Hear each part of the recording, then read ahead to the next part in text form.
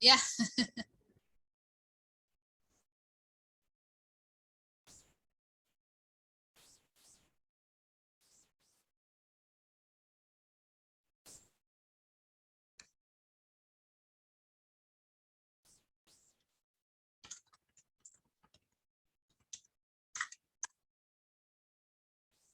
Um,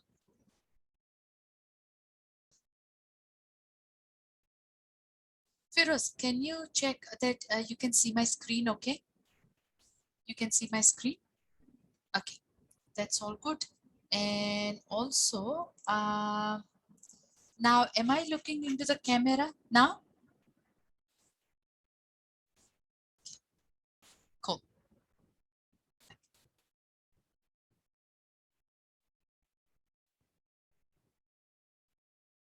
I cannot hear you.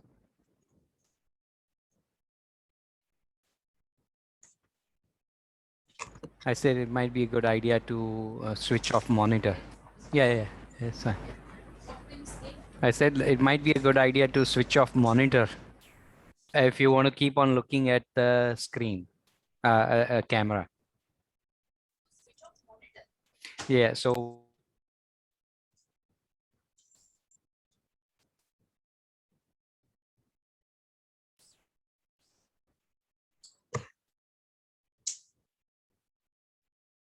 Yeah.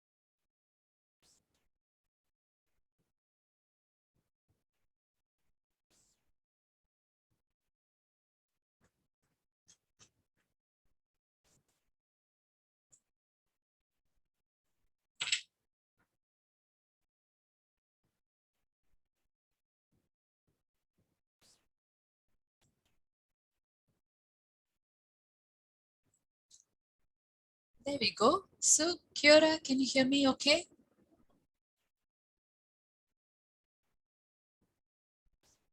I think you are on mute, or maybe the mic is just getting connected. Thanks. I don't know why that wasn't on. Nice to see you. Nice to see you too. How are you doing? I'm good. I seem to have a very messy desk here today. I'm just going to push a few things aside and then we're all good. I don't know about this Ask an Expert. I hope you haven't oversold me. We can see your beautiful face. We cannot see your desk. So we have to thank Zoom a lot for hiding away a lot of sins. So that's good. That's good. So we're just waiting for some of our participants have already joined, which is great. And then we're just waiting for a few more. So that's nice to see everyone joining ahead of the scheduled time. Good. That's lovely. Excellent. I've got our questions, so we're all good to go. There's a lot going on, isn't there? I know. And so you can see my screen, right? I can see your screen. Cool. Thank you. Yes, I can see that. I can see that all there, which is all good. Lovely. Those questions will also pop up on the screen as well as we go through each section. Yeah. Cool. Okay. Fantastic. Right. So pay parity. We've got lots going on at the moment, haven't we? I know. Oh my goodness me. I'm almost frightened to look because what's the next thing that's going to happen to us? Gracious. It's endless. I'm surrounded by paper at the moment. I know I'm one of those people that likes to print everything off, so I've got it in my hand, and I won't tell you what the floor looks like here. I was hoping to see Feroz with his new hairdo. Oh, Feroz, can you turn your camera on? I want to see your new look, Feroz. Used a lot of gel to have it all to sit down. Can you see me now? No. Yes, we can see you. How are you doing? I can only see you, Pinky. So maybe if you change over to a tiled view on the Zoom window on the top right corner, you will be able to see the view settings, and that's where you can see we've got a wonderful Miss Priest as well joined there now I can see you. Hello, Sheila. There you go. Oh, there you are, Feroz. Your headphones are holding your hair down. Very nice. That's right. I'm sleeping on the sofa and putting like, kind of lump of a hair gel every day to stick it. We just have to, we can only do the best we can. Hello, Sheila. Nice to see you. Sheila is on mute. Pinky, is that? Yeah, no. If they can definitely. Talk, she can hear me. She can hear me. Yes. Hello. I can wave to you. Perfect. Ah, dear. Well, you want us on muted though, don't you? Yes, please. When we start, yes. we will have our talking expert talk us through some of the questions. Sometimes I have to mute myself when I'm on these ministry meetings because my dog comes in and gets under the desk, and he's really old, and so he starts snoring. And it gets quite loud, and I kind of have to go. I hope the Ministry of Education don't think that's me going to sleep in the meeting. So I kind of get the dog. I put it on mute in between.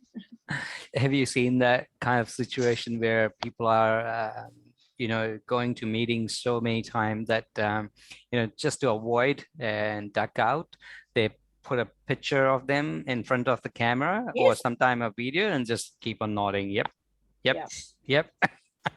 Well, I've seen a few of those on the ministry meetings, I must say, where someone just does put a still photo of them, and I think, are you really there? Or what are you doing? Are you in your pajamas? What are you up to?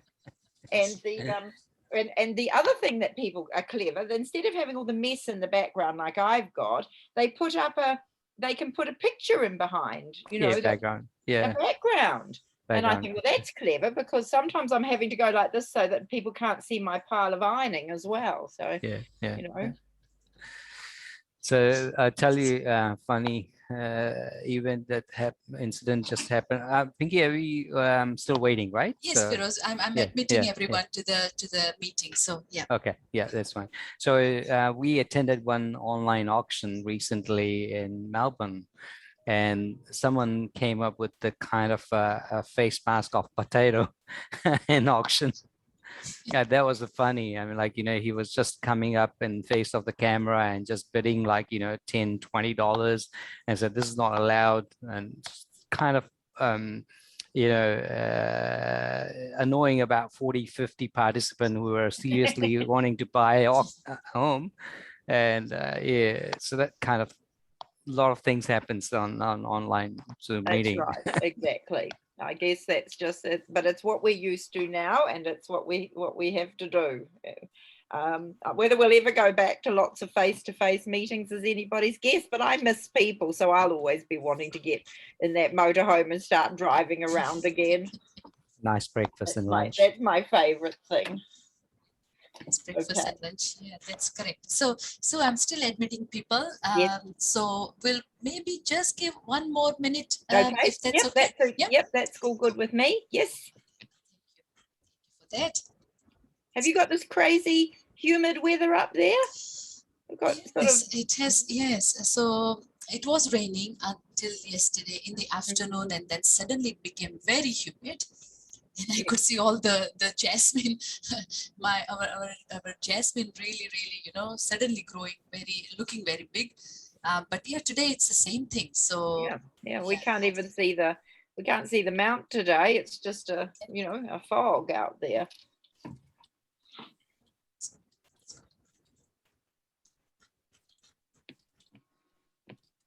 Okay, I guess we should be all good to get started. It's nice to see everyone turning up on time and all of them there. So if it's okay, Sue, I'll make a start. Yep. I'm in your hands.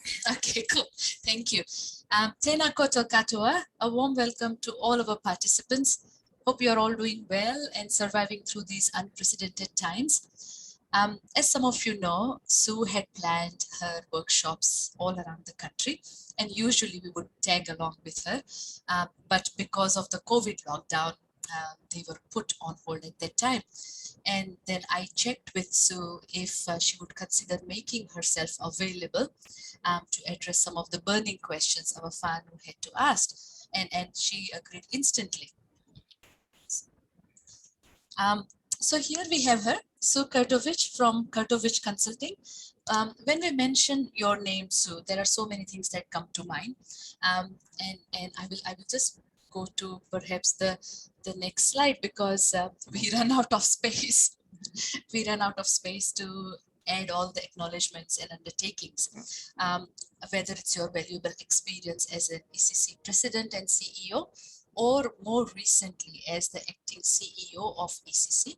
You've always been there, and you've provided your mentorship and valuable guidance to anyone who wanted help with all things ECC.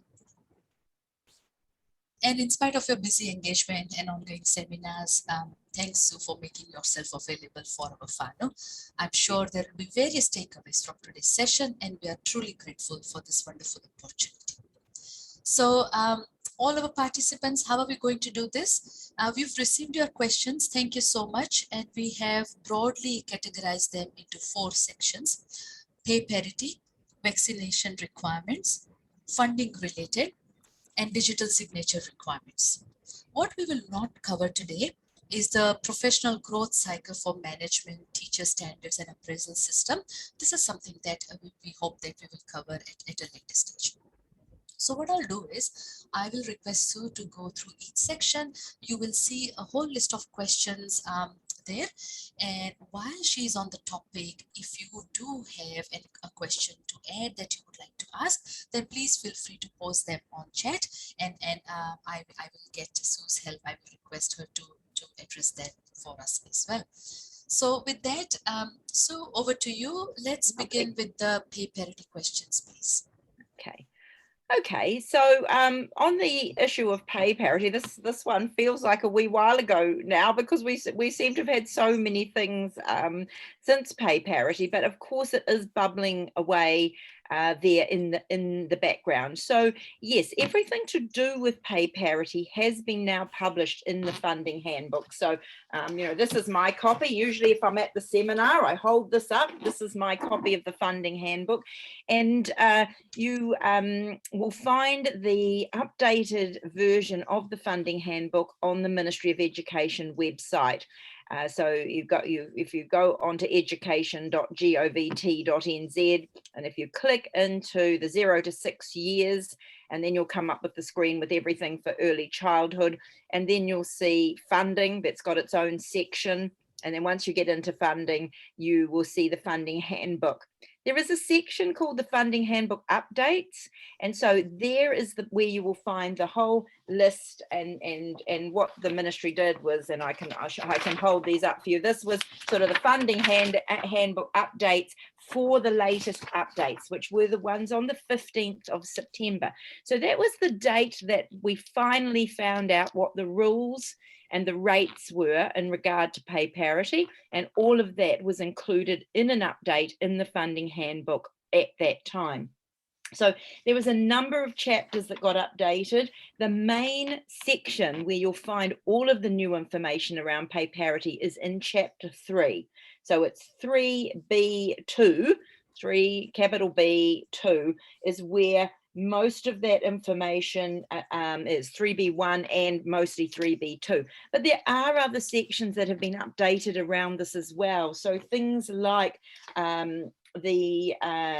the completion of your RS3 form if you're a new service, your record keeping requirements, those are all in chapter 11. So the record keeping part of the handbook has been updated as well to include those things that you now need to keep as part of the pay parity if you decide to attest to pay parity.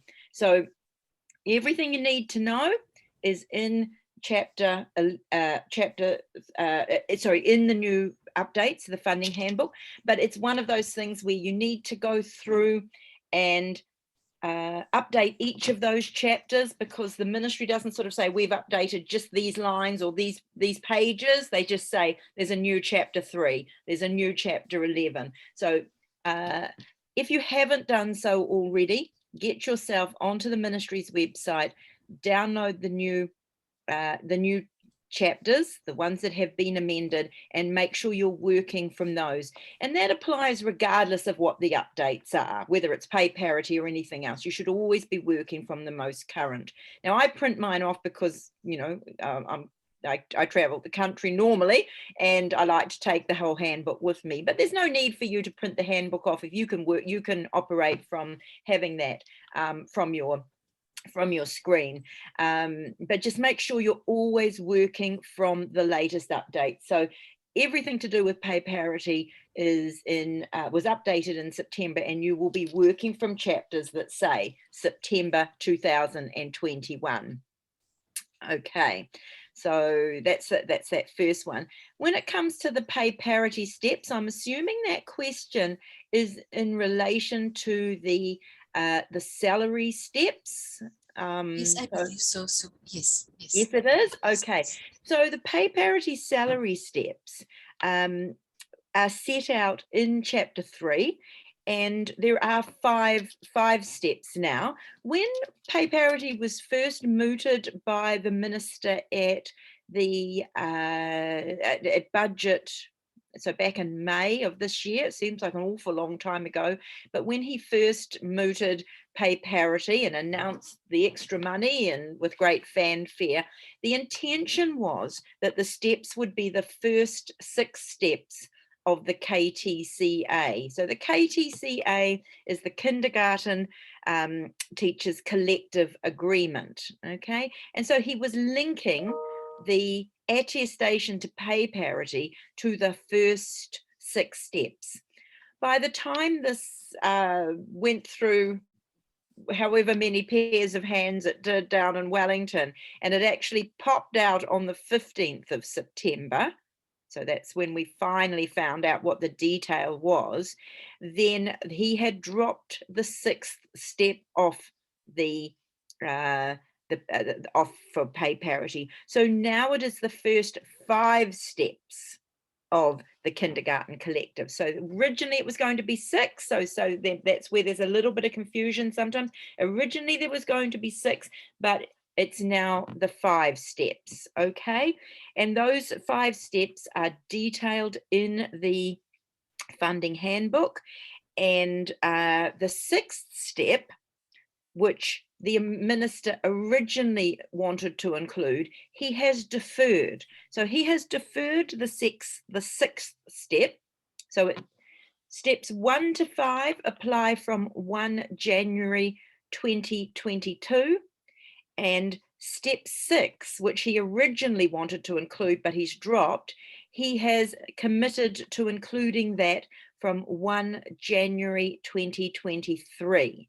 Okay, so if you attest and opt in to pay parity, you know that you're currently working on that 5-step scale, but you're going to be working on the 6-step scale come another year gone, so 1 January 2023. So it's really important if you're sitting on the fence, and I did a little bit of a survey about this as part of my early childhood council work, and when we had a look at where people were sitting on this, and this kind of kind of leads me into the 4th question, and don't worry, I will come back onto the other question, but it felt like there's I think we've got services in about 4 categories. So are there some people who look at the extra income you're going to get from pay parity, you look at the salary scales from 1 to 5,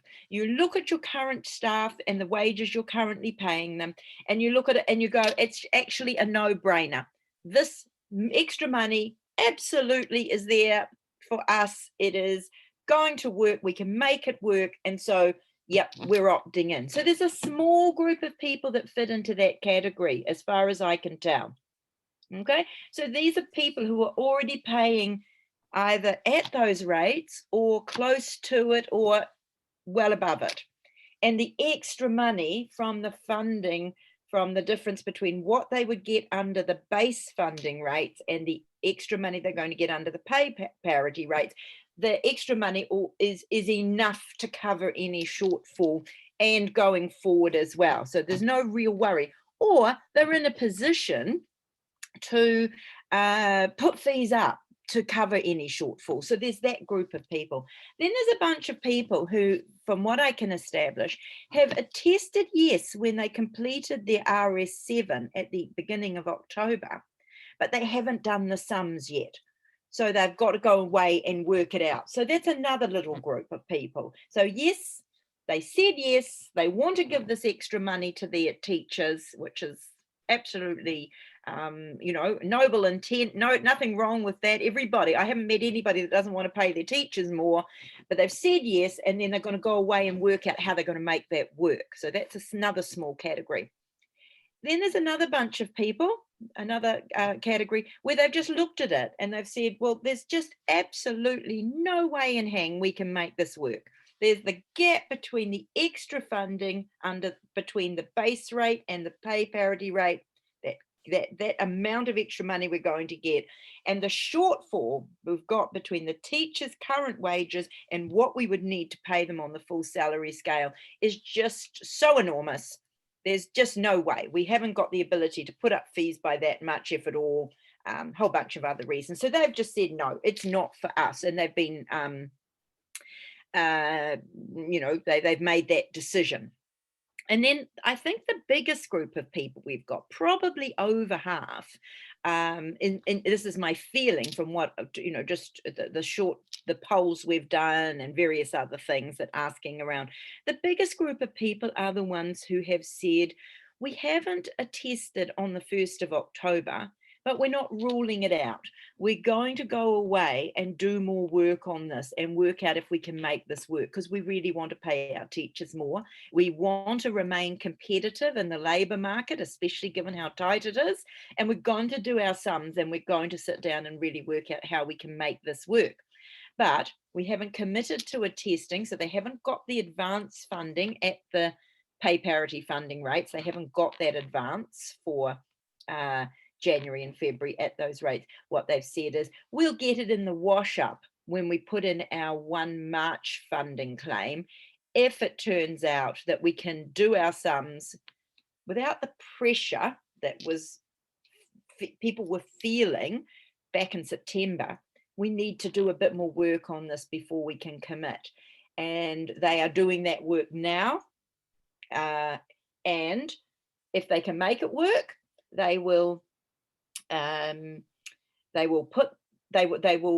they do their attestation on the when they put their RS7 in at the beginning of February, they'll attest, yes, I did pay my staff at that salary scale from 1 January 2022. So it's sort of a retrospective thing. They won't lose out, because instead of getting the advance funding at the higher rate, they'll get all their wash up. So it's just buying a bit of time, I suppose. And I don't know, for those of you that are sitting out there listening to me today, I don't know which one of those categories you fit within, but my strong advice to people was to say, you know, don't feel bullied into this if you're not sure if you can make it work. If it's a no-brainer, get on with it, just get the money, and why not? But if you're feeling like this is something that could be a struggle, especially given the fact that we've got the first 5 steps now, we know that the 6th step is being added on the 1st of January 2023. And for those of you who've got long-serving staff, that may well have an impact. And also the KTCA, the collective that these wages are, or the scale is linked to, is being renegotiated, and new rates will come out in July 2021. Now, the minister has made an indication that he will fund it, but he hasn't said to the tune of how much. Okay, so I hope that answers that question. Is everyone okay with that? And nothing further that came out on that? Okay. So so there is a couple of, okay, now there's one from Tracy. She says the extra money started coming in from July 2020. It's not just the difference between new base rates and pay parity rate. So sorry, I just didn't quite catch all of that, Pinky. Okay. Yeah, so I'm just going to repeat that.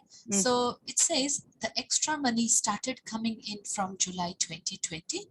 It's not just the difference between new base rates and pay parity rate. Tracy, if you can unmute yourself and maybe just help understand Sue a little bit more on this. Okay, sure. Yeah, Sue was saying about the funding is between the base rate and the new pay parity rate. I just wanted to highlight that the budget provided for pay parity actually started in July 2020, when they raised the rates from $11.82 per hour for the 20-hour funding. So it's just a point of, it's just a point to highlight to people that the funding for pay parity started already in July 2020. That has to be factored in. And it's not just the new, base rate. I guess, I understand. I understand that point, Tracy, and thank you. When it comes to where you're at the moment, which is to look at your whether or not this is affordable to you, then you're going to need to look at your budget for, and this is the way I've sort of been getting people to look at it, especially if you're trying to think about how do I how do I establish if this is something that's affordable. Just do your budget for next year, for 2022. based on you staying on the base funding rates. So just do your budget and say, how's it looking? How's it looking? So based on what you pay your staff currently and based on what income you expect to get, and it's not a difficult exercise to do. So you take the base funding rates and you take your expected funded child hours for the year, which are should be reasonably easy for you to establish, because you've got fancy student management systems now that calculate all of those things. So you know in any given year approximately how many under 2 hours, 2 and over, your 20 hours funding and your plus 10, you kind of got a bit of a general idea how many hours you would expect for each of those categories over a 12-month period, and then multiply those out by your base rate, and then look at your expenses and go, okay, what's our current salaries, because that's your big one, what's our property costs, and then what's all those other incidental expenses that you have, and have a look at your budget for next year. I mean, you should have that anyway. You should be looking at next year's budget. So you've done that. Yeah, we've done that. Our treasurer has looked at it and it looks fine. My concern was that a lot of people had the idea that the funding for pay parity is just the difference between the 1352 versus 1319. And I've made it a point that I use the actual hours times the actual rates for last year versus this year. And the funding increase is quite substantial. It wasn't the amount that ECC gave us in the spreadsheet.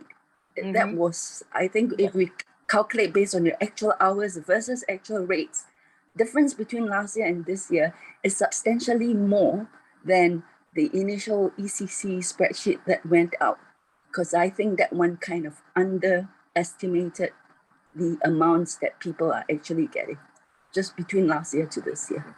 Yeah, but in the end, any change that you're going to need to make to your staff salaries from where they are currently to what you would need to pay them on the 1st of January 2022, according to the 5-step scale, any change in that is going to need to be funded by any extra income that you get for next year.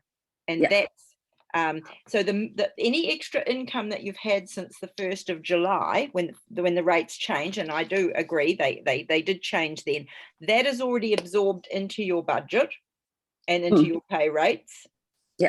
And so this is the step up. This is that shift from where you currently are. So wages on the basis of the pay, the funding increases in July. There's every chance that staff got a salary increase at that time, because that's often what happens. If there's a funding increase, there's a salary increase. But what we're now looking at is that next step, if there is one. Now, there may well be there isn't in your service. This is why it's, and the minister's absolutely right on this, pay parity works for some, but not for everyone. And he's been the first to admit that. The scale itself is a fixed scale. Where your staff are now versus where they need to be on that scale is going to determine whether this is affordable to you or not. So you do need to establish how much extra from where you currently are, so where your wages were going to be at the 31st of December 2021, to the next morning when you wake up on the 1st of January 2022, what's the difference in your annual salary bill? And how are you going to fund that? And that's the question that actually everybody has to answer. And if the answer is, actually, we can fund that very easily, because with the July increase we got last year, or this year, plus the increase we're getting in on the 1st of January if we opt in, if those two things combined will cover that, absolutely fine. But for a bunch of services, the answer is it doesn't go anywhere near it.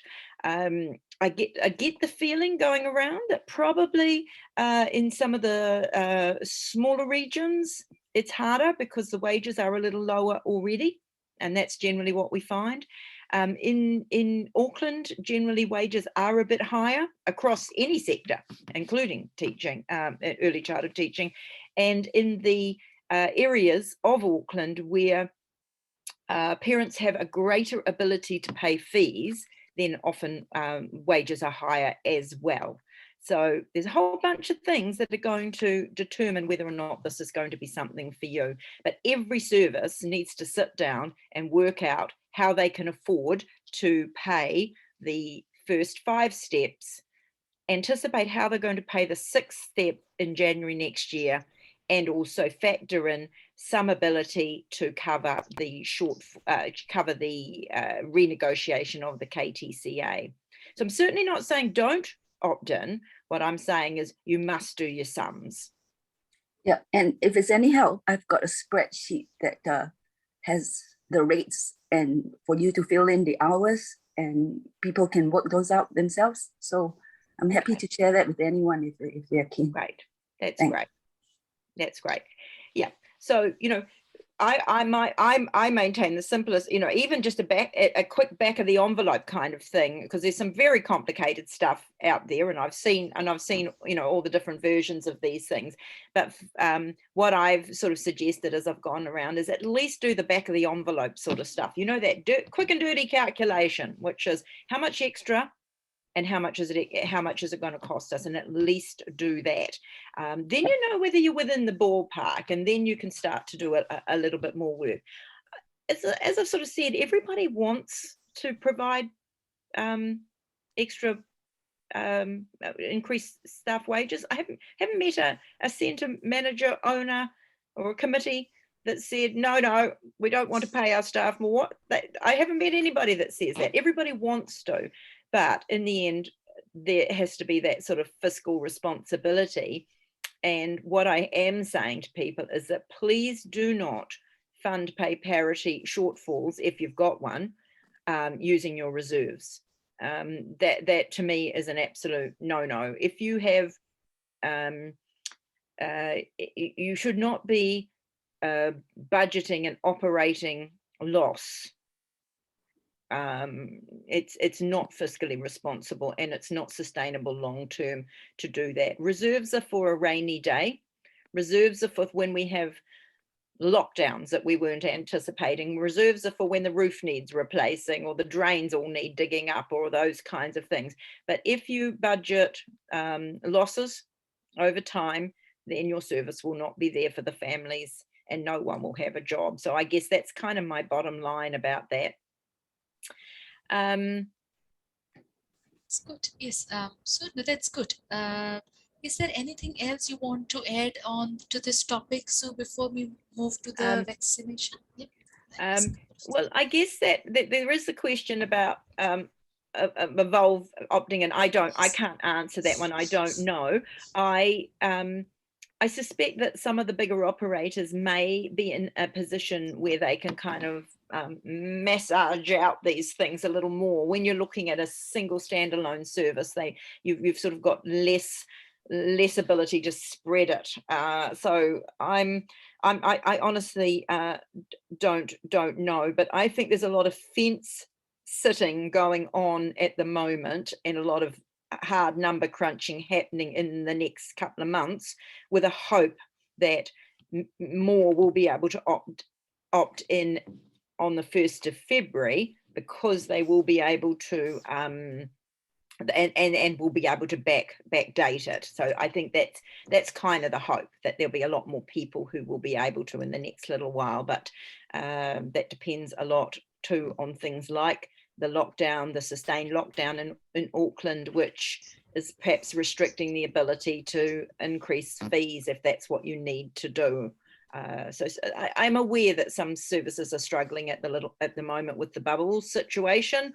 If you can have lots of bubbles, you might be viable at the moment, but if you're really restricted with your bubbles, then potentially it's a bit tougher. And so that may factor into people's thinking around pay parity as well. Okay. So this question, we are opening a new center soon. How will pay parity affect us? Just a quick, Yeah, well, no differently than anyone else, to be perfectly honest. You'll still, when you fill in your RS3, I think it is, which is your first funding where you anticipate what your funding's going to be, you're going to be thinking about whether or not you are meeting that full salary scale on from 1 January 2022, or when you first when you actually, whatever your opening day is. So you're really making the same judgments that everybody else is. Is it affordable? And the answer is we hope it will be. But if it's not, you're going to have a look and say, how can we make it affordable? And if you try all the options and you can't, then you're going to have to say, we can't do this. Okay, yeah, that's great. So, okay, let's move on to the next topic. This is where we receive the most questions on, and so please share with us the public health order and the whatever updates we are waiting for and what you've heard, and then we can go through some of these questions as well. So over to you, Sue. Okay, well, I said to Pinky yesterday, I wish that we were having this session after I have met with the ministry this afternoon. The health order was published over the weekend, and I have gone through it around vaccination. So we know what's going on with mandatory testing, but when it comes to the vaccination, all we've got so far is the legislation, and it's come out over the weekend, and the guidance from the Ministry of Education has not yet been received. So I wish I could be more, I don't want to sound like a ministry person hedging around on this, but we do have to be cautious about what kind of advice we give until the, so this is the health order itself. I've printed it off and I've been through it with my fine tooth comb, but we've certainly getting some legal counsel on it as well, and the Ministry of Education do need to also provide their guidance. So how you can support your teachers who do not wish to be vaccinated, well, in the end, it does.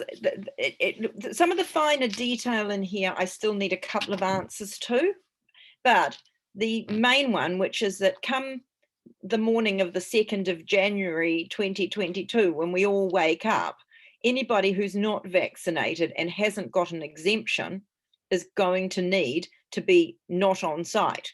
So if you're thinking about teachers who stay in that category, so they're not vaccinated and they don't have an exemption, then the only way you can support them is to have them working off site. There is no middle ground on this. The exemption regime, we have been warned by the minister himself that the number of people who will meet the exemption category will be really small. That's what he has told us. The health order itself talks about someone being able to get an exemption from a medical practitioner. This is one of those areas where we need more detail. What will the criteria for that be? So if you've got staff who are holding out, hoping to get an exemption, based on what the minister's told us already, then I think they're going to be quite hard to come by and few and far between. As far as having unvaccinated people on your payroll, well, you're going to have to work out whether or not you can afford to keep them off-site working in some other way. That I struggle to imagine how you might be able to do that long term, or if you had a number of people in that category. I think that because of the mandatory nature of this, then I guess your job is to encourage people. And I'm not going to come out as a pro-vaccinator and push or any of that sort of stuff. But really, if anybody wants to stay in this career and work on site with children, and they don't have a reason for an exemption, then they are going to need to be vaccinated. You don't need to let parents know about staff vaccination. In fact, you've got to be incredibly cautious about doing so. Vaccination status is personal information about an individual, and it's covered by the Privacy Act. And as such, it can't be shared except with people, I guess, who need to know. So the owner of the service might need to share that information with, say, the centre manager or something, but then so that they can organise the rosters or whatever. But it's not something that parents have a right to know. If somebody gives you permission to share their vaccination status, then you can, but that permission would have to be gained, and I'd certainly be gaining that in writing. What I am investigating at the moment is whether it's feasible for a service to say 100% of our staff are vaccinated, in which case indirectly you are sharing someone's vaccination status. But when we get to the 1st of January next year, this question isn't going to be relevant anymore, simply because if they're not vaccinated, they can't be there. So everyone will know that everybody at the centre is vaccinated. And you'd have to be careful about talking about people who may have an exemption. So between now and when everybody's got to be vaccinated, I'd be very cautious and just explain to everybody that that your service is meeting the requirements of the public health order, or something sort of more general like that, rather than actually, you certainly couldn't name people. And even if you said something like 80% of our staff are vaccinated, and you've got 5 staff, then, well, that means 4 are, and I wonder who the one is that isn't, that kind of thing. So you're just going to have to be cautious about that. I think it is much safer game to play to simply say that our service meets all the requirements of the public health order and the guidance from the Ministry of Education. But we have got a question into the ministry about this, and I will update you if they come back with something different on that.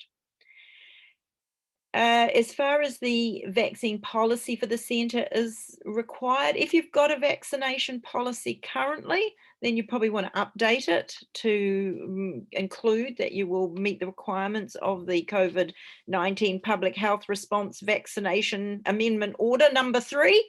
You might want to include that. But if you haven't got a vaccination policy at the moment, you don't actually have to have one to cover this, because this is law, this is mandated, and so you don't need a separate policy as such, unless Aero start running around and saying that you do.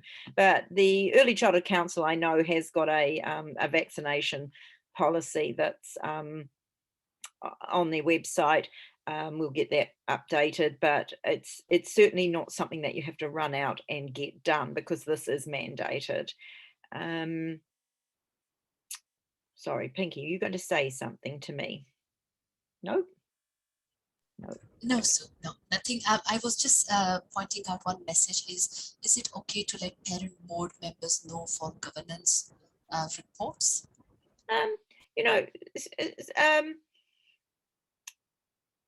Do you, and as far as sort of, it's a need to know basis. So you, in your board report, you might say that we've got to a certain percentage, something like that. You certainly couldn't list the staff in there. Well, I wouldn't think it appropriate to list the staff and all their names and who's vaccinated and how many doses have had and all the rest of it. That's not something that, in my mind, that the board needs to know. The board needs to know you're meeting the requirements of the Act. You would probably want to highlight to the board the risks around staffing shortages, if you've got any risk in that area because of staff that are hesitant or have made it clear they're not going to be vaccinated. So that would probably come into that risk category, where the centre manager would identify the risks to the service, and you might say that we are likely to have three vacancies or such, or whatever. But certainly they would not need a list of the vaccinated staff. That register I would not see being general, freely available information to all the board members, because I fail to imagine how that would be on a need to know basis for them. Okay.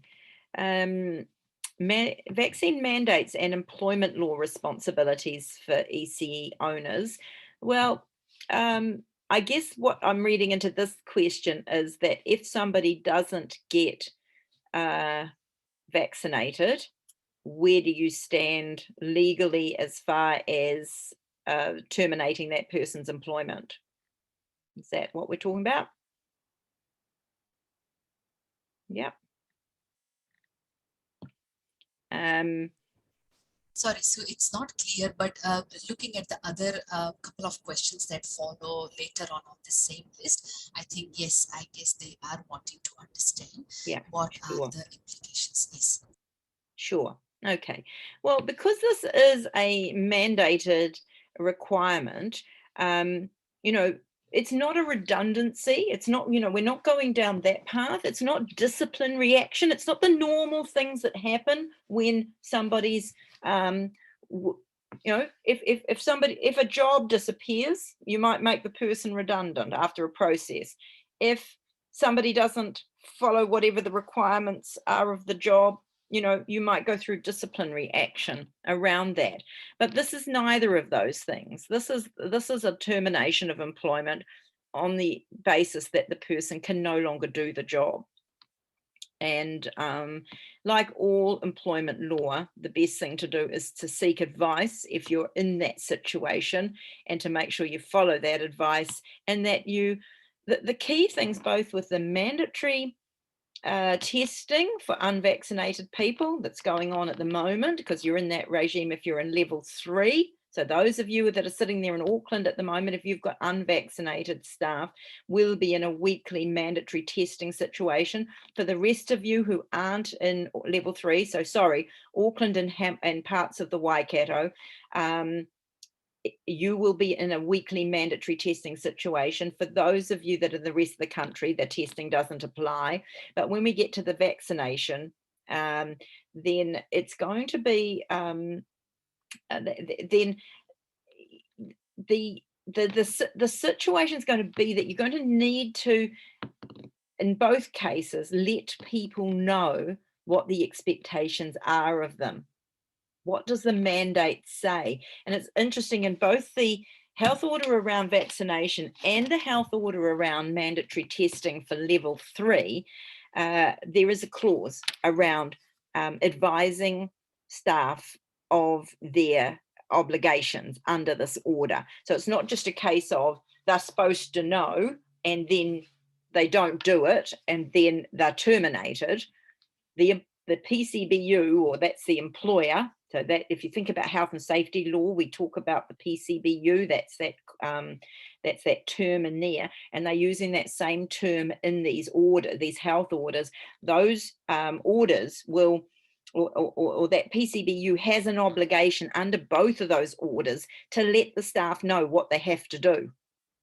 And then if the staff member doesn't do it, well, then we get to a certain point where their employment is terminated because they haven't followed it. But it's not just a case of, well, they didn't do it, terminate it. You have to tell them what they needed to do. I hope that's clear for everyone. But you know, if you get to that point where you're terminating someone's employment, you should have been seeking advice about that. Terminating employment and these sort of any sort of situations is not something to go alone. As I've always advised people, that you get advice when you're in that sort of situation, because normal employment law does apply as well. But someone doesn't have a right to continue to work when they have not complied with a lawful mandate that has come from the government. This overrides any of those other things, but it doesn't override the need for you as an employer to follow due process. If people are meeting the regular COVID testing requirements, can they stay unvaccinated? The COVID testing requirements only apply in level 3. So I'm going to assume this is a level 3 centre question. They can stay unvaccinated at this point, but not long term. Okay, The moot point at the moment is, can they stay unvaccinated totally unvaccinated after the 15th of November? And that is a question I still need an answer to. But absolutely, regardless of the 15th of November date, it doesn't matter what level you're in, where you are, how much testing you do, come the 1st of January, that'll be the last day anyone can work unvaccinated. No one will be working because it's a public holiday anyway. So you come back on the morning of the 2nd of January, no one can work unvaccinated unless they have an exemption. And you're going to be keeping a register which will include all the vaccination details of your team, and that register will also include the details of any exemptions that staff have. So everybody that's in your organisation will be on that register, and they will either be fully vaccinated, or they'll have an exemption, or they won't be on that list. And if we're talking about staff that work, or people that work on site. So there isn't an ability to continue to work past 1 January 2022 and be unvaccinated and just get tested, as I say, unless you've got one of those exemptions. But for now, in the current situation, if you're in level 3, the testing regime, the weekly testing regime applies. If you're in level 2, then there is no testing requirement. So if you're in level 2 and you've got unvaccinated staff, no doses at all, they're good to go for now. And the moot point is, at the moment, the one I can't answer for you is that 15th of November date, which I'm waiting for an exact answer on, and you'll hear about that very soon, because we should have an answer on that before this day ends. And I'll send that through to Pinky so that she can share that with you, just in case you don't get stuff through the Early Childhood Council. But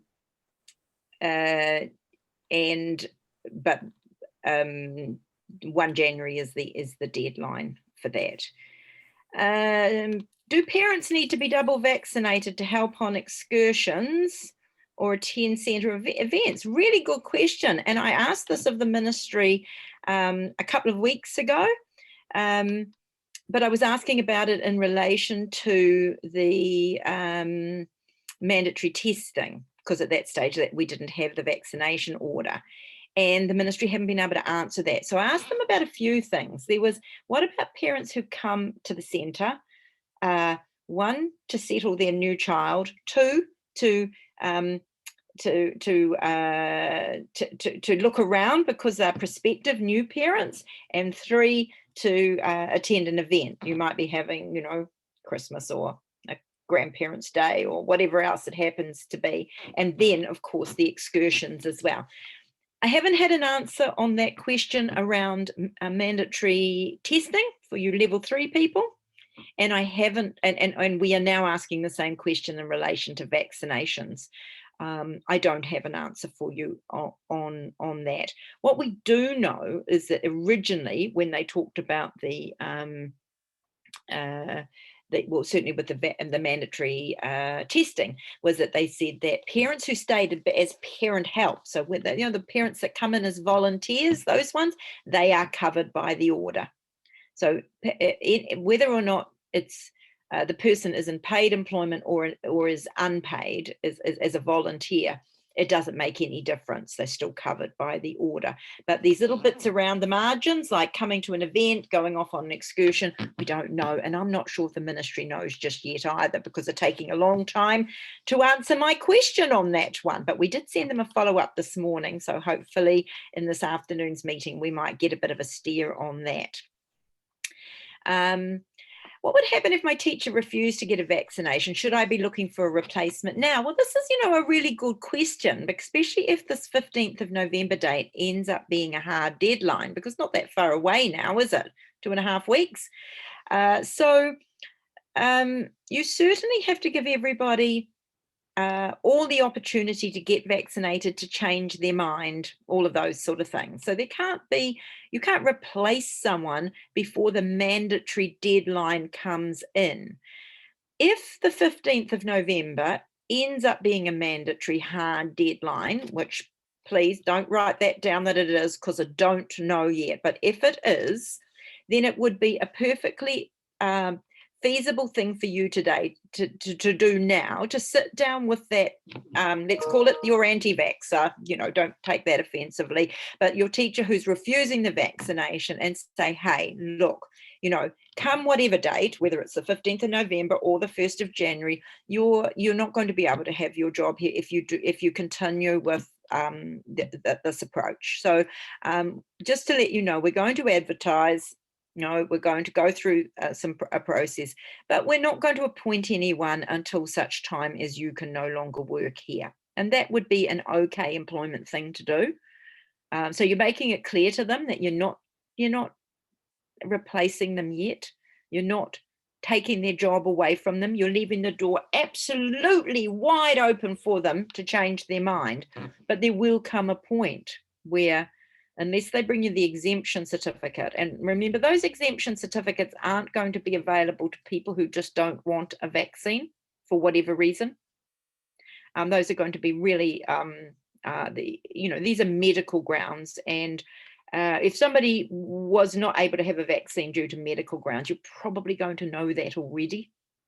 So if it's somebody who doesn't want the vaccine for whatever reason, then it's probably, it's going to be okay for you at a certain point to just have that chat with them and say, your job's still here. The last thing I want to do is have you leave, but this is what we've put the job ad in on the basis of what you've told us, so we can get the ball rolling. Don't do that yet. Do not do that today. Wait until we find out what the situation is with the 15th of November date, please.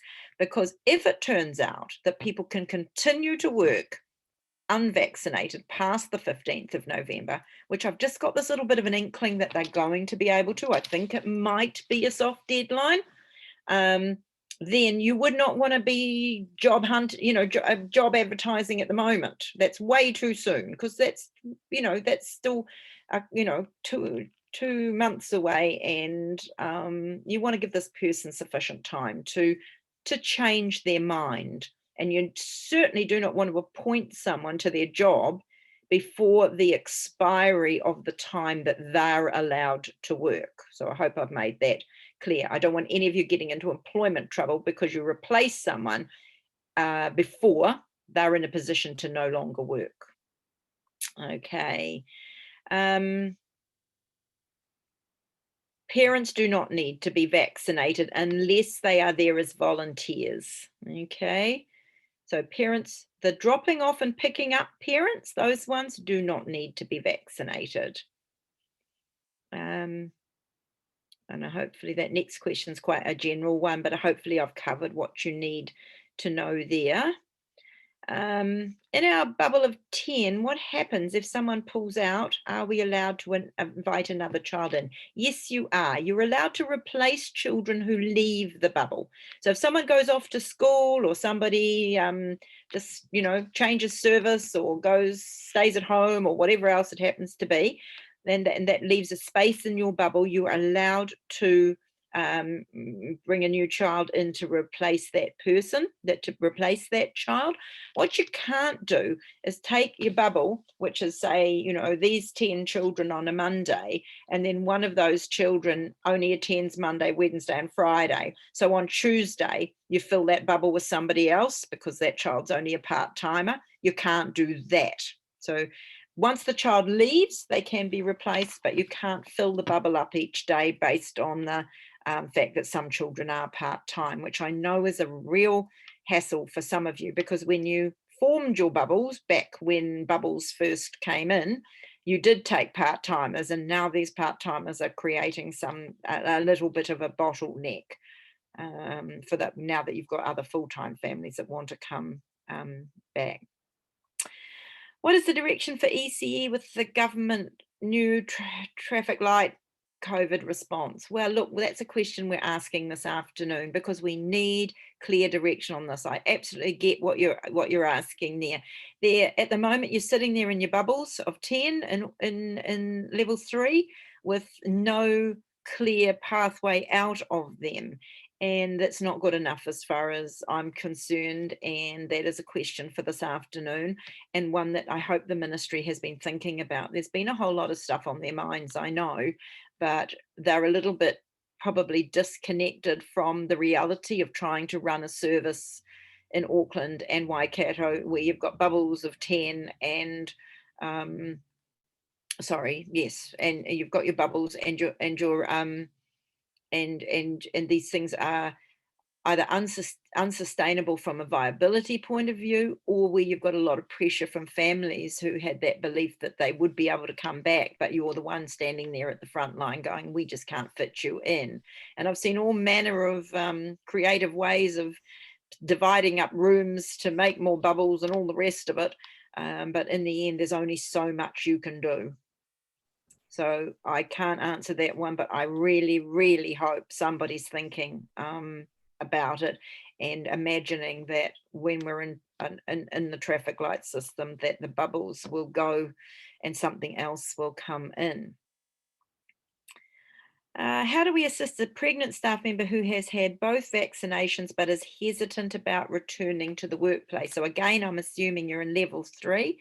In that situation, that staff member, I mean, you can encourage your pregnant staff member who's hesitant to talk to those people who can provide her with good advice about it being safe.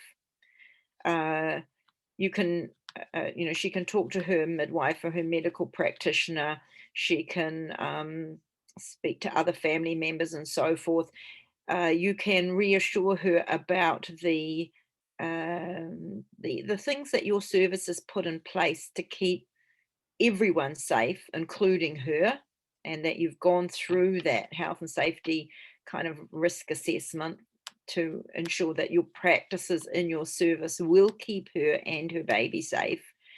But in the end, if she chooses to not come back to work, then she's on some kind of leave, because she hasn't got a reason not to be back at work from an employment point of view. So, you know, you could choose to support her in some other way and let her stay at home and give her other work to do and so forth if you choose to. But if that's not sustainable, if you can't do that, then she's on some kind of leave, and that's the conversation that you're going to need to have her. What sort of leave is she taking? It's probably going to be, you know, it's either does she want to take her annual leave now? Does she want to go on unpaid leave? What does she want to do? Because your service may not be able to support her financially to be able to stay at home and work from home. I don't know what your situation is, but that may not be an option. And it's certainly not a requirement of the service to do so. But I'd really encourage her to, or encourage you to encourage her to talk to people to give her that comfort about coming back to a safe place. Okay, adding another bubble for more need from school teachers. Options available if we have to split the existing bubble by age. Well, the only way you can add another bubble is if you can do so safely. So how are you going to do that in your, and I mean, it mostly comes down to the physical environment of your service. Can you create another space that another bubble could use exclusively? And without knowing the layout of your building, you know, I can only sort of guess that if you had another space, you might be using it already. But I have seen people putting up petitions and rolling out bits of plastic and all sorts of things, because if you do divide a room, so say you've got a room that normally has, let's just pretend you normally have 20 children in that room, and you've got enough room for 20 children at the extra 3 square meters, then or the 3 square meters instead of the 2.5, and you can split the room, you've got to be able to split the room floor to ceiling. And that is probably the biggest challenge. How you're going to create some kind of barrier so that this is an airborne virus, and so that it can't get across from one space to the other. So in the end, if you've got more demand than you can safely accommodate in bubbles, which meet the requirements of being separate spaces with floor to ceiling partitions, then you're going to have to turn those families away. And that's really tough when you've got school teachers, parents.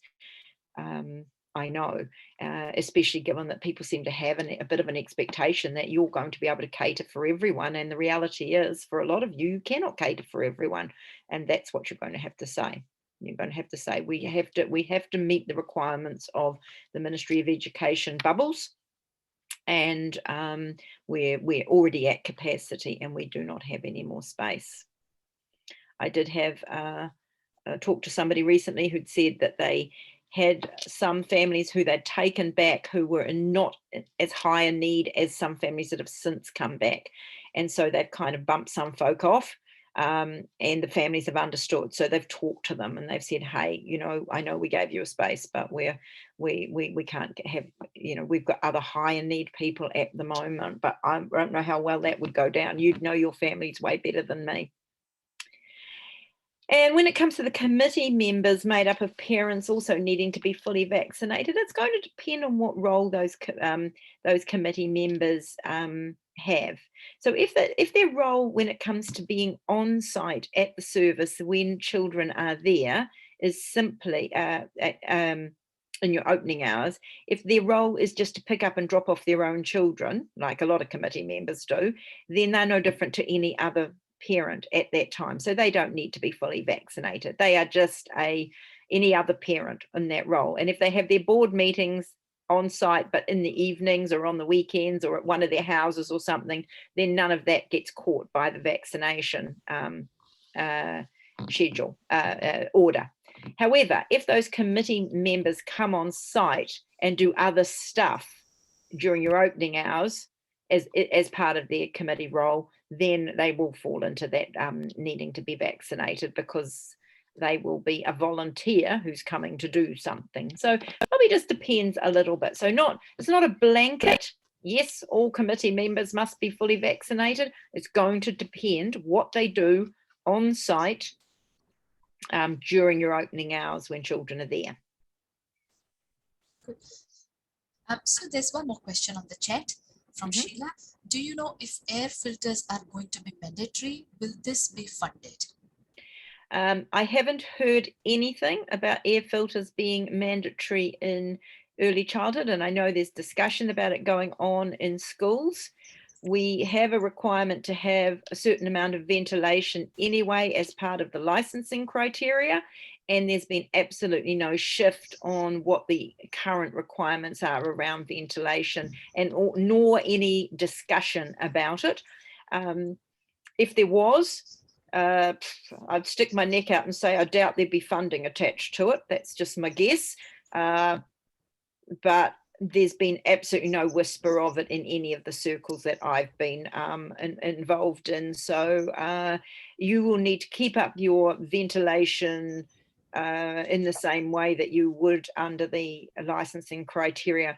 And if you do start dividing up your spaces to create extra bubbles, it's something that you really need to be incredibly mindful of, that you don't create spaces that are not well ventilated because you've put up plastic walls and dividers and so forth. So just thinking about what is currently required in the way of ventilation, and then ensuring you don't in any way hinder that by creating more bubbles. To be perfectly honest, you're better to continue to cater for less children, although that's hard both financially, but then to create a risk. You know, my kind of feeling with all of this is that if you create a risk and then there is a COVID outbreak in your centre, you know, it's going to be a really big problem if it turns out you've not complied with testing, if you've not complied with vaccination, and you've not complied with with ventilation requirements.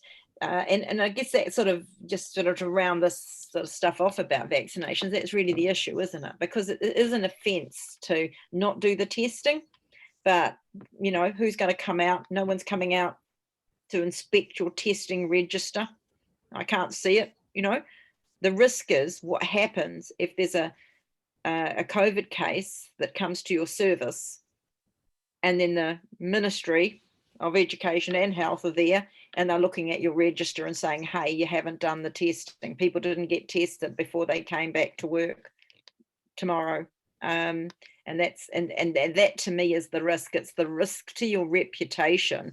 It's not the fines. I mean, nobody wants to be fined, but the risk is to your reputation if you're a service who has a COVID case, and then when they look at the paperwork, you've got unvaccinated, untested staff, and you're in a level 3 area.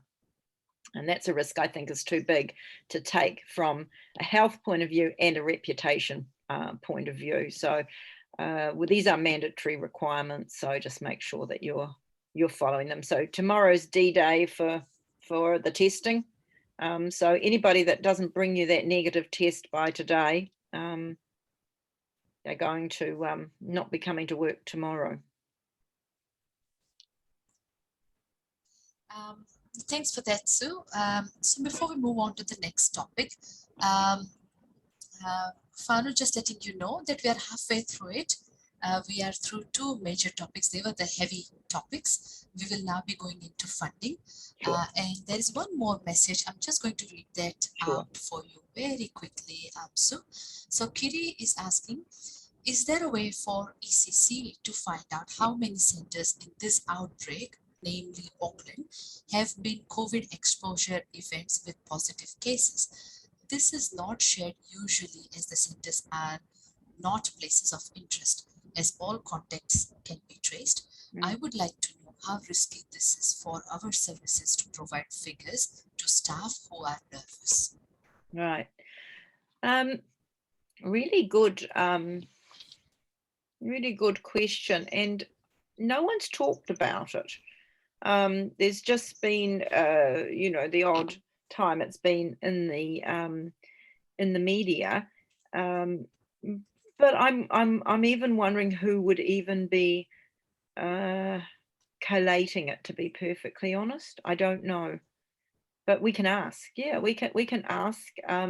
So you'd sort of, I guess this is information that would be useful for you for your doing your own risk assessment. Is that kind of what you're thinking? So Vanessa, you can unmute yourself, and maybe you can just talk to Sue very quickly. That'd be great.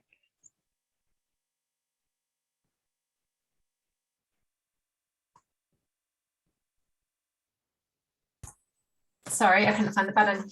Yeah, and I'm just curious because I know that at the beginning of this outbreak, there was a centre. I felt very sorry for them, they were named, but then it was removed from the locations of interest, because obviously in a centre situation, we know who's coming into the centre at all times and everybody's signing in or whatever. But it got me thinking that obviously that was removed, and you know, this is a huge topic for all of our staff, and I just wondered whether this MOE has actually been collecting this. They would know. It has to go to MOE. If you would get a case, it would have to be reported. So I just sort of wondered whether they are really documenting and working through this effectiveness of this policy of having ECE open at this level, and how risky it really is, because obviously children are unvaccinated. Yes, you know, it's a really good question, Curry, and I haven't. So it's Vanessa, because I just see Curry's. Oh yes. Oh, sorry. Oh, it is. I thought I recognised it. I didn't get the link today, so I just very kind of sent me his. No, it is a really good. It's a really good question, and I don't think I've heard. Well, no, I'm not even saying think. I know I haven't heard it asked at any of the forums I've been to. And it's something that centres wouldn't be advertising, because regardless of them doing everything correctly, nobody wants to be known for that, because media are never kind. No, So, correct.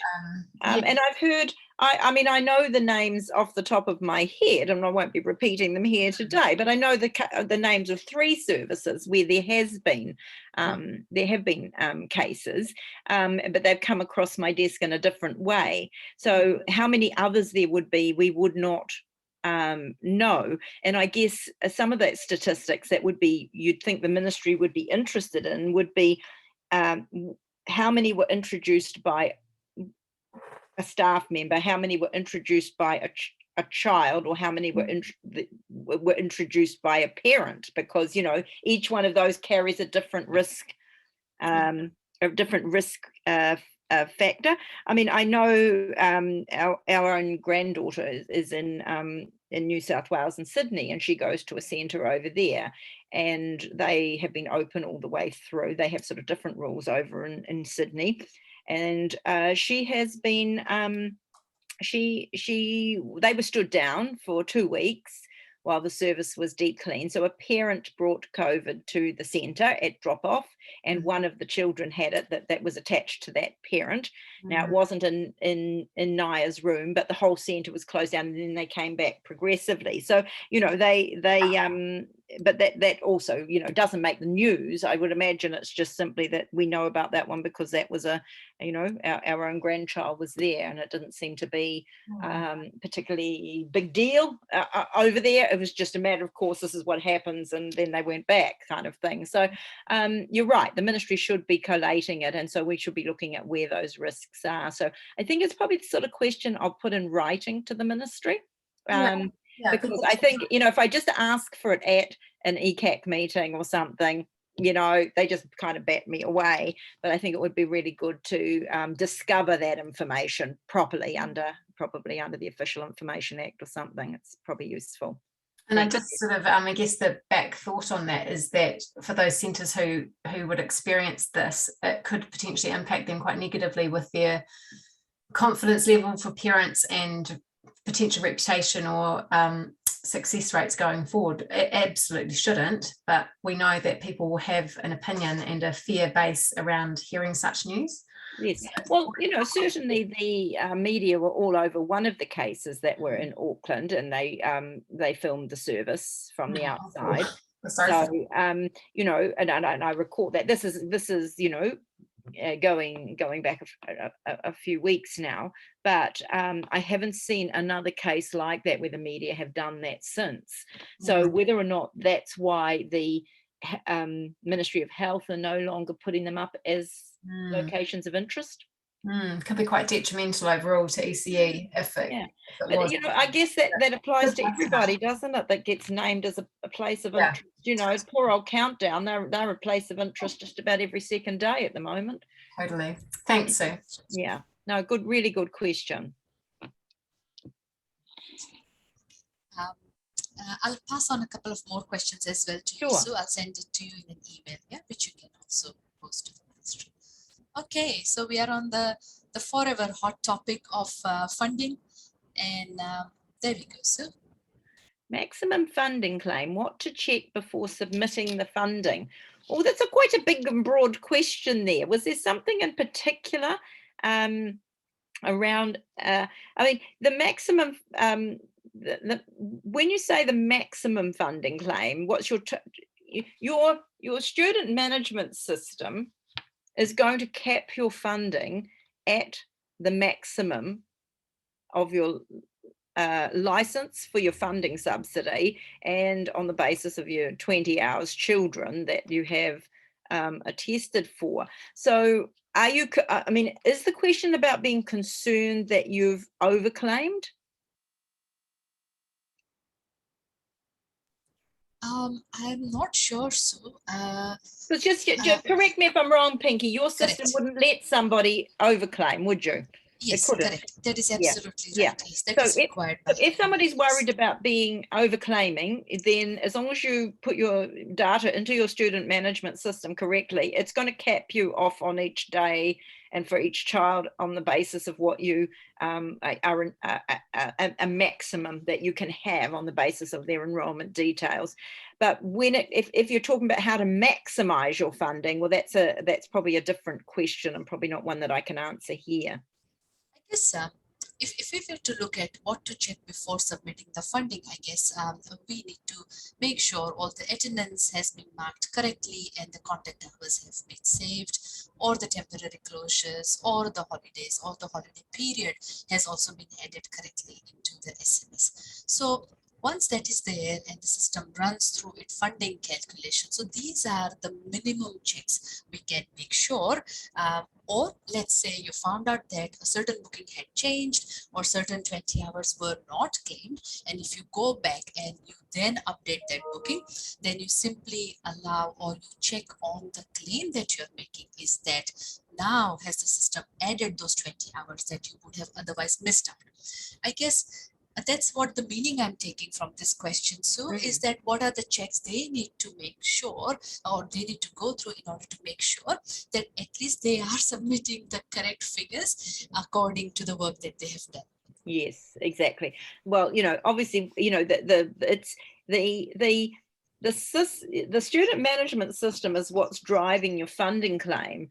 But what's driving what's in the student management system is what the data you're entering. And so Pinky is absolutely right there. So there's got to be that evidence to support that. So whatever you've got in the way of your, making sure that you've got the documentation to support the claim in relation to enrollment forms, attendance records, and that you have processed your frequent absence report every month and made any adjustments that you need to as a result of that you've had your reconfirmations done, though all of those things. So meeting the requirements of the record keeping requirements, because that's what ends up happening is your RS7 goes off to the ministry and they pay you, and then the funding auditor comes out and they say, right, you claimed X number of hundreds of hours of ECE funding broken into these categories, these age groups, and they work backwards from that. So if you claimed 100 hours of 20 hours funding on Friday last week, they're going to go and say, who makes up this 100 hours, which children? And then they're going to say, right, show me the paper records that go with these children. And the paper records are that enrollment form, including any changes and updates, as well as those attendance records that go with that. So that's the way the auditor works. They work backwards from your claim until they find that that paperwork, and your job is to make sure that that paperwork is squeaky clean. Okay, the next question around frequent absences due to cultural reasons. There are no special dispensations or any differences for the frequent absence rules. There's actually no, the frequent absence rules don't, dare I say it, care about the reason for the absence. The frequent absence rules simply say, was the child there or was the child not there? The only time there's a dispensation is if the child meets the criteria of an EC12, EC13, which is around their special health needs. So for whatever reason they're away, whether they're on holiday or whether it's a cultural reason or anything else, the frequent absence rules apply in exactly the same way. So it's not about the reason, it's really, did they breach the rules? How do we claim maximum funding? So I guess the nature of this question, so I guess some of our smaller centers are always worried if they are claiming the funding to its maximum capacity. Now, I guess maybe more often than not, they will come across the FAR rules that are getting kicked in, and hence some of the funding that they may end up losing. So again, I don't know what is the exact nature of this question. How do we claim maximum funding? I guess better certificated staff ratio could be the answer. But again, I don't know. Maybe you have received similar questions in the past, Sue, so I will let you respond to this. Yeah, not particularly. I mean, funding is driven by the amount of money you get into the bank account three times a year is driven by a range of things. So the first one is what kind of license type you have. So an all-day service, a sessional service, a play centre, a kindergarten, you know, kohanga, you know, whatever. So what type of service? Different funding rates for different services. So we're just going to assume today you're all day services, and so that's the rates that you get. So that's one of the drivers. The next driver is the to work out the multiplier, because this is the dollar amount that every child funded hour gets multiplied by.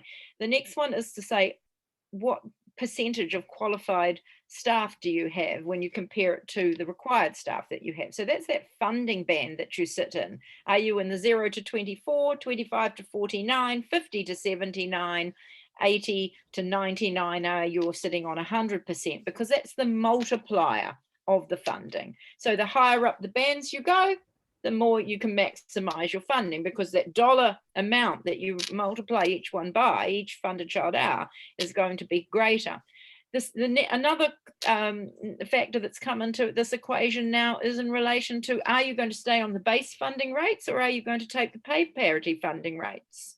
Now, the pay parity funding rates come with more tags, but they are higher. They are higher rates. So maximizing funding, if we're totally only talking about the funding, then pay parity rates are here and base funding rates are here. You will get more funded, a higher rate of funding if you go into pay parity. Okay, so that's going to sit there. So those, and then the next thing that affects the multiplier is how old is the child. So under 2s have a higher rate of funding. 2-year-olds, poor little 2-year-olds, nobody, you know, their rate is much lower. And then your 3, 4, and 5-year-olds that are getting 20 hours, they've got a higher rate. Okay, so those are the 4 factors that determine what the multiplier is. Okay, so if you're starting to go up in the hierarchy, all-day centres get this rate, sessional centres get lower. Okay, so all-day centre sitting here. More qualified staff, you're sitting on 100%, you're going to be getting more than somebody sitting on 50 to 79%. So further up you go there. That next factor around there, the pay parity versus the base funding rates. So pay parity is higher than base funding rates. And then finally, how old are those children? So if you have a whole bunch of 3, 4, and 5-year-olds, you're going to get more funding than if you have a bunch of 2-year-olds. But the trouble is, you know, if you don't take them at 2, you might not get them at 3, 4, and 5. So, you know, if you take those infants, they're going to turn 2 at some point, and there's going to be a 12-month period when they're on a lower funding rate. And we generally compensate for that in the fee structure. And then the other factor that works out your funding is, well, how many funded child hours have you got? Because all those first 4 things are the multiplier. How many dollars are you going to multiply the funding child hours by? And the funded child hours are simply, what are the enrolled children that you've got? So, you know, you might look at your fee schedule and say, well, can we incentivize parents to be doing more hours? That could be a way. You could sort of say, well, at the moment, we've got a whole bunch of children that, you know, maybe you have an hourly rate and you let children come and go whenever they feel like, and you've got a whole lot of children that do, you know, 4.5 hours a day or something like that.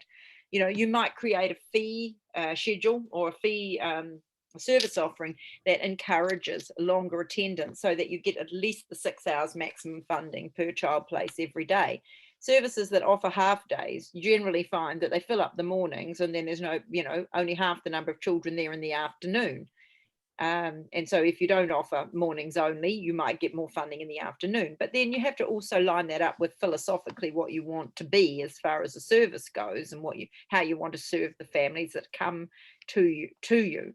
But, you know, those are the sorts of things off the top of my head that I would say, those are all the drivers that will create more funding in your service, but you'll need to work out which ones are those, because with all of those things there are costs as well, and there's and so you have to weigh up not only just getting more funding, if that's what you're trying to achieve, because some of those things come with more costs as well.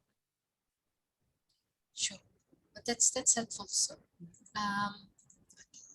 so I'll move on to the digital signature section. Sure. So we want to see digital signature for attendance of children becoming acceptable for auditing. When do you think this will start? So if it's okay, I can respond to this Please, question. yes, Yep. yes. Okay.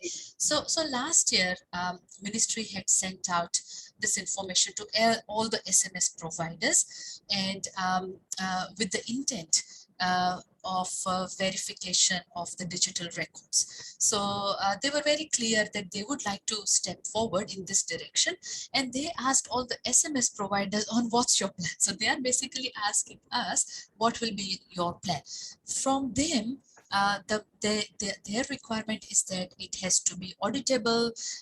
We need to maintain all the logs for whatever number of years they ask us to. So let's say, for example, you've got mom and dad, both of them are authorized signatories on it, then both of them will have a separate login, and you could check when a certain parent was added or when they were removed and so on. So anyway, they sent us through the questionnaire, and we said, okay, this is how we would like to implement these changes. And they asked us back in July if we were ready with those changes, and we said, no, we are not. So because of a few things that are getting added, so pay parity changes came through, the discretionary hours changes came through. So there were a few things to actually, and the multitude of temporary closures that any service has seen in their lifetime, and the use of exempt code, these were all the new things. And thankfully, SMS was structured that way to be able to adapt to these, but still we had to make sure that our services are not losing out on any of the changes that the ministry is now putting forward. So because of this, the development has been delayed, but yes, every SMS will take this on board, and they will start, kind of scoping out the requirements, and you will see this at least implemented by early next year. So this is all coming up, and so this could be seen as the first step towards the digital signature for the enrollment agreement, and also the staff rosters and content hours recording. So I guess ministry will check how is this working out, and again, you also need to remember that the parents being parents, let's say 90% of them will do whatever is required in terms of the digital verification, but you will always end up with 10 or 20% parents who you will have to follow up every time. So how successful this becomes, again, from the SMS side, we can keep on sending them reminders and so on, but we'll just have to kind of check on how this digital step works out in that area. And then I guess immediately once this is successful, I guess ministry will be very open to get the enrollment agreement and the other things done as well at the same time. So at this stage, that's all I know. And but yes, you will be seeing all of these coming up early next year. Anything that you wanted to add here, Sue?